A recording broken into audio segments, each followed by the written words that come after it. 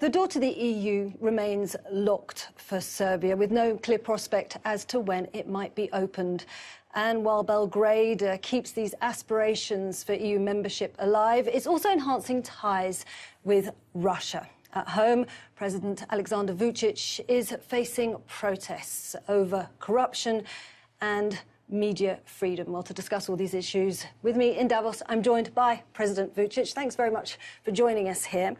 Thank you very much for having me. We were saying back home, protests have been going on for more than a year. Now, you are here. That can't help but tarnish your reputation here when you do meet world leaders. So what's your message to the leaders as you are here in Davos?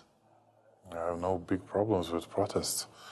That's a democratic way of expressing political stances, political attitudes.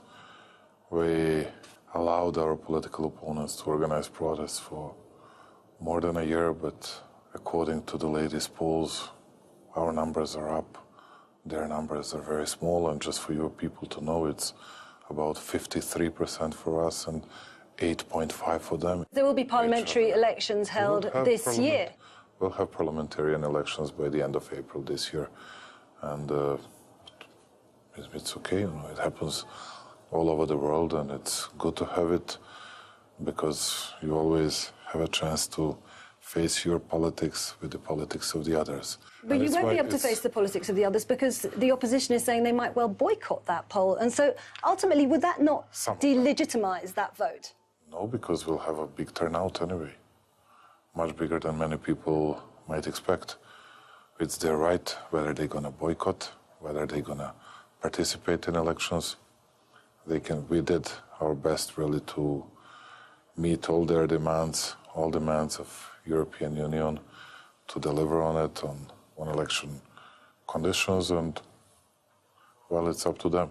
What about then independent observers? And here I'm thinking of Transparency International, Freedom House, where your government, have slipped in their ratings, where they name, as I was saying earlier, a lack of media freedom. And they say that you have been trying to grasp too much power, that you're capitalising on your position as president to keep a grip on power. And that's undemocratic.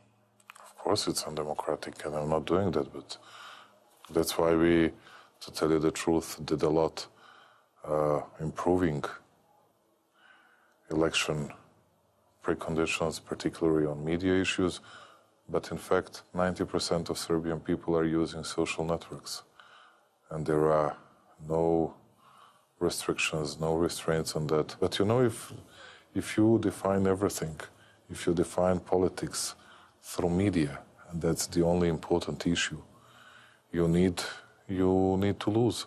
But it's one of the pillars of democracy. Having a free media is one of the pillars of democracy. And when you have outside It's one of the pillars of democracy, but it's not a content of politics. And the content of politics is more important. You're going to be meeting members of the Trump administration amid concern over rising instability in the Balkan region.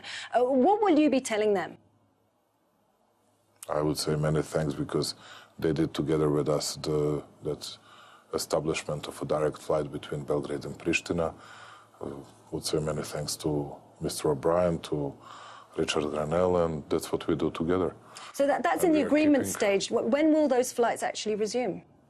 It's not about resumption, but I think that it'll be established in a month to come. Obviously, this is key to your relations with Kosovo, and if we look to your EU accession hopes, can you look to, realistically, a normalisation of relations with Kosovo, given the tension between your two territories? Serbia is not very enthusiastic, but we are still committed towards our EU path, because we don't see the real alternative to that path, and that's of an utmost significance for Serbian people, for Serbian state. But you know, we are on that path for already 20 years. I think, apart from Turkey, not a single country have been waiting so many years. So why do you see that you're having to wait so long, then? Some people might say that there were a lot of our mistakes, but I would agree with you saying that it was mainly because of Belgrade-Pristina relationship. But at the same time, even today, I discussed that not only with European officials, but with Mike Pompeo as well. And I asked him, okay, even if we do that arrangement with Pristina, if we find a compromising solution, whether that would be enough or not to join the European Union. And none of people from EU or even from US, because they were cooperating closely to each other, couldn't confirm that we would be a part of EU. It means that we need to wait a decision and a conclusion of European Union, whether they want to see Serbia as a part of European Union or not. You said that Serbs are losing their appetite for the EU. Does that apply to you as well, as you've been in this holding pattern for several years? Well, if you ask me personally whether I'm jubilant about EU relationship and everything they have recently given to my country, I can tell you I'm not jubilant. But I'm profoundly grateful to European Union because they were very helpful when we faced terrible floods in 2014. I'm very thankful to them because they still support reforms. They supported our financial reforms, economic reforms, and to present Serbia in a bit better way. Serbia is the leader speaking about growth rate. Last year 4.4%, this year 4.1%.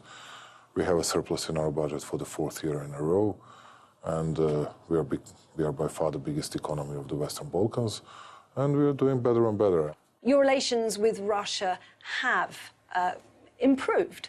But there will come a point, where they're not, when you're going to actually have to decide whether it's going to be Moscow or the EU. You always say you can straddle both, but EU membership does actually ask for an alignment in terms of foreign policy. You know what's your problem? Your problem, and the problem of most of the Western media, is that they have a pattern. Well, you have a good relationship with Moscow. Yes, I have. And we have. And we'll carry on with that. And to tell you the truth, I'm fed up of being lectured and taught by all the others about our cooperation with China and Russia. And then I see all the others meeting Xi Jinping and Putin even more often than I do. You know, do your job. You're sovereign states. Serbia is a sovereign state. We do everything that is by far the best for our people and for our country. President Vучić, thanks so much for joining us on the Global Conversation. Thank you very much. Wish you good work.